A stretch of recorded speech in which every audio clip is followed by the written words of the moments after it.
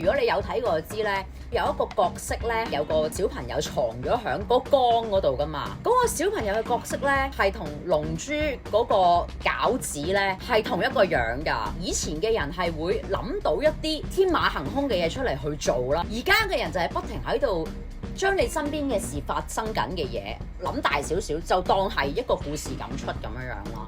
即係你嗰個想像空間已經係，我都估到你想點啦。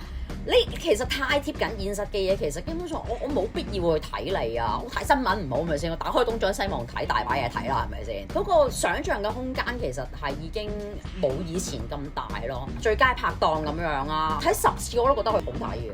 加嗰啲咧，即係睇一次都完成唔到，即係我好盡力都盡量只可以睇到1/3咯。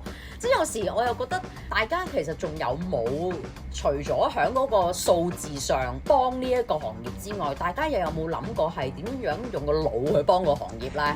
每次造型之前望完個劇本，我心諗其實我睇個劇本我都睇唔明，我都唔知點算。